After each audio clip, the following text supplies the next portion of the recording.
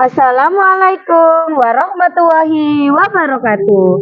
Kami calon guru penggerak Angkatan 10 Kabupaten Lamongan akan melakukan demonstrasi kontekstual modul 2.3 yaitu coaching terhadap supervisi akademik. Terdiri dari saya, Novita Dwi Susanti dari SDN Sidomukti dan Dinatus Sukaya dari SDN 2 Sendang Rejo dan Trilinda Darwati dari SDN 1 Sendang Rejo. Selamat menyaksikan. Assalamualaikum Bu Linda. Waalaikumsalam Bu Vita. Bagaimana kabarnya hari ini Bu? Alhamdulillah baik. Bagaimana dengan Bu Vita? Alhamdulillah saya juga baik Bu.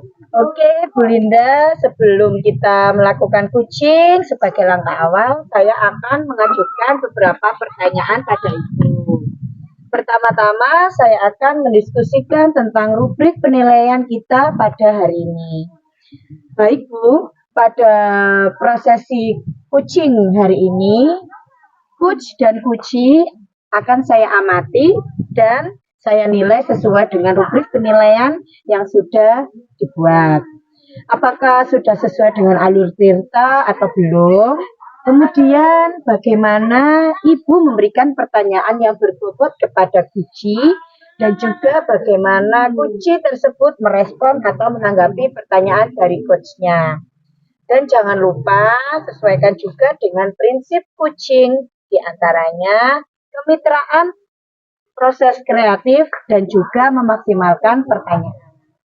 Oke Bu Linda, untuk pertanyaan yang pertama yang akan saya tanyakan yaitu kompetensi apa yang akan Ibu kembangkan pada proses coaching kali ini? Potensi yang ingin saya kembangkan yaitu yang pertama, present, mendengarkan aktif, dan memberikan pertanyaan yang berbobot. Oke, dari ketiga kompetensi itu, manakah yang ingin Ibu lebih kembangkan secara spesifik dalam proses observasi ini? Kompetensi spesifik yang saya kembangkan yaitu mendengarkan aktif dan memberikan pertanyaan yang berbobot. Oke, untuk yang terakhir ya Bu, indikator yang bagaimana yang ingin Ibu capai dengan proses coaching hari ini? Saya ingin itu Bu, coach saya ini bisa melakukan atau menemukan solusi dari permasalahannya, atau dia itu bisa menemukan langkah-langkah dalam mengatasi permasalahannya. Oke Bu, demikian dulu ya proses praobservasinya. Silakan Ibu melakukan proses coaching dengan coaching. Terima kasih Bu atas Sama-sama. kesempatannya. Ya, sama-sama Bu Linda.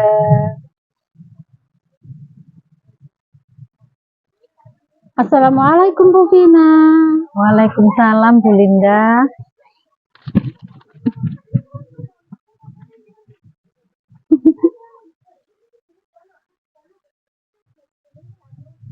Baik Bu Vina, pas kebetulan tidak ada kegiatan pada hari ini ya.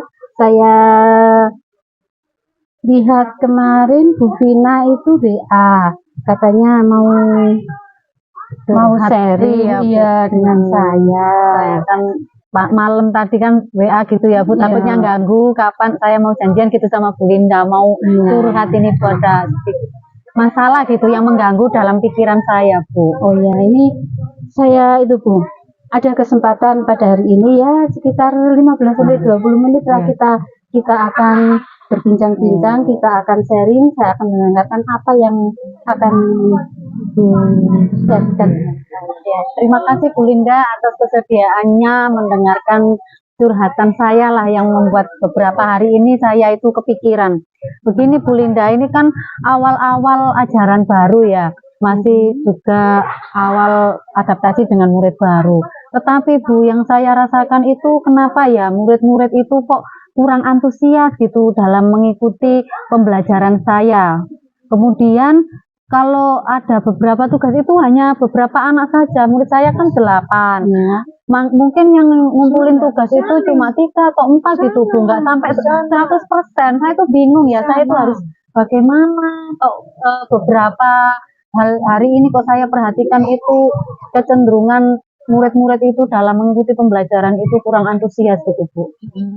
Jadi menurut Bu Vina, apa yang Ibu harapkan dari obrolan kita hari ini, Bu? Dari cerita yang sudah Bu Vina sampaikan kepada saya tadi. Iya, biasanya itu kalau saya sudah curhat itu plong gitu, Bu ya. Dan saya harapkan ketika kita melakukan pembicaraan ini, paling tidak saya itu bisa menemukan ya solusi apa yang tepat untuk menghadapi murid saya yang seperti itu tadi. Kalau menurut Bu Vina, ya, dinyatakan dalam angka kira-kira tingkat antusias murid-murid di posisi mana dalam rentang level 1 sampai 10 itu, Bu? Kalau saya lihat-lihat itu ya, Bu ya, kalau antara tentang nilai 1 sampai 10, murid saya itu sekarang ada di level 6 mungkin, Bu ya. Karena memang ya begitu itu, kadang itu ada yang tidur, ada yang main sama temennya sendiri gitu loh, Bu. Saya itu sampai ya, oh ini diapakan ya murid saya ini? Mau tak apakan ya, Bu? Mau dibawa kemana gitu ya? Iya, Bu.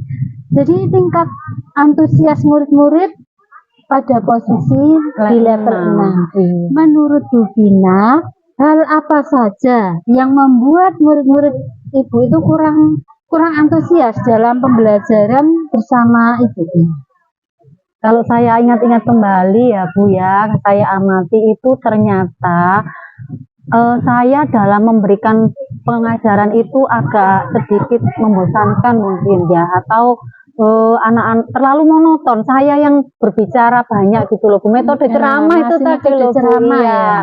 Kemudian saya itu kurang memberikan ruang untuk murid bereksplorasi, berekspresi. Kalau saya amati kok mungkin seperti itu ya, Bu ya. Mungkin. Oh, begitu ya, Bu. Kira-kiranya seperti itu, Bu. Jadi, Bu, kira-kira apa ya?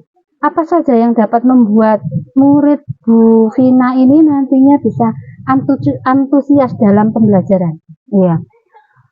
Kalau saya amati dengan anak-anak sekarang itu, Bu ya, saya amati anak-anak kalau meskipun berkumpul itu kok antusias itu kayaknya kalau ada kita sisipkan permainan di dalam pembelajaran itu mungkin lebih senang mungkin Bu anak-anak. Kemudian saya menggunakan pembelajaran yang aktif, menyenangkan, memberikan ruang untuk anak itu bereksplorasi dan murid berpusat pada murid lah, Bu. Mungkin seperti itu, Bu. Wah, saya sependapat itu dengan Bu Vina. Lalu menurut Bu Vina sendiri apa saja yang bisa membuat murid-murid itu asik dan tidak bosan dalam mengikuti pembelajaran dengan Bu Vina?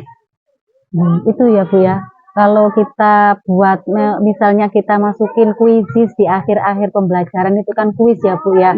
Anak-anak lebih semangat.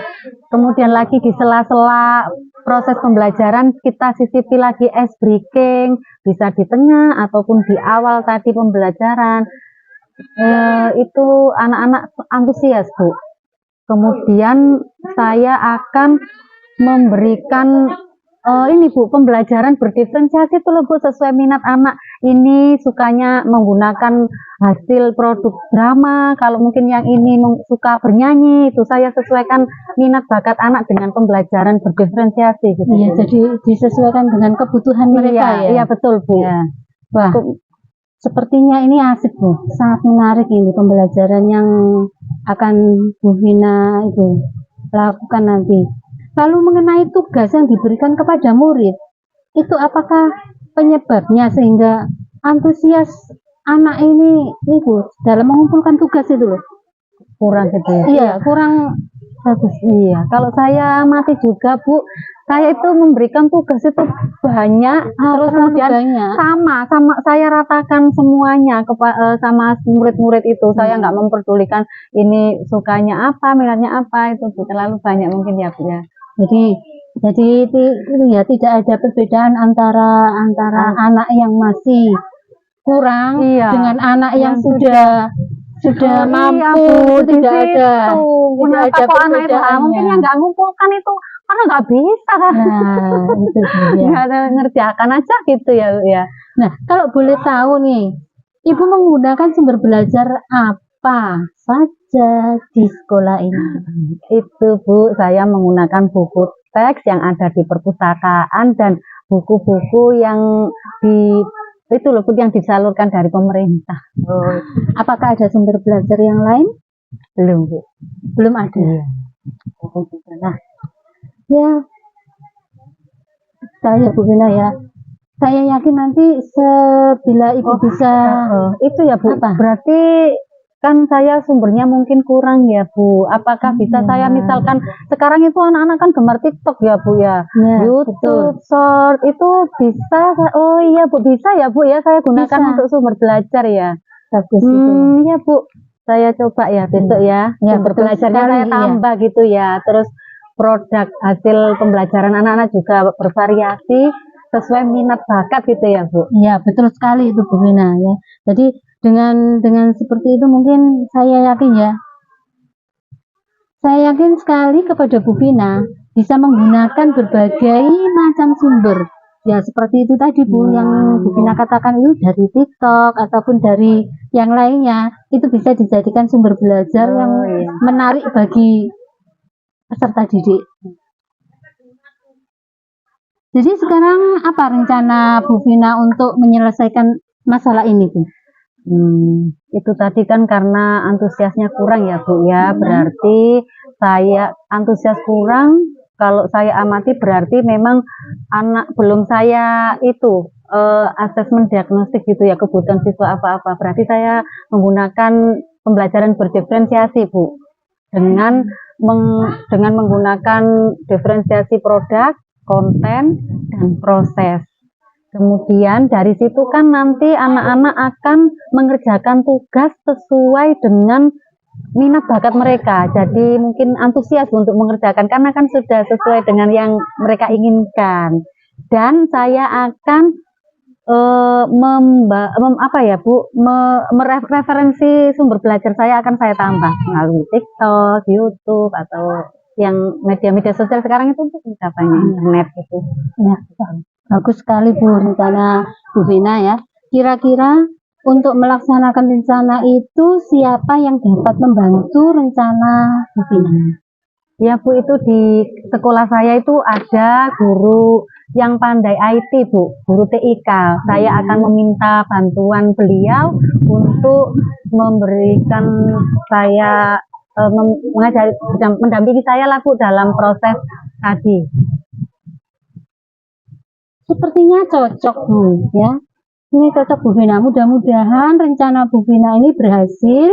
Dengan rencana tersebut, tingkat antusias murid-murid pada pembelajaran yang tadinya posisi ada pada level 6, itu nanti bisa meningkat.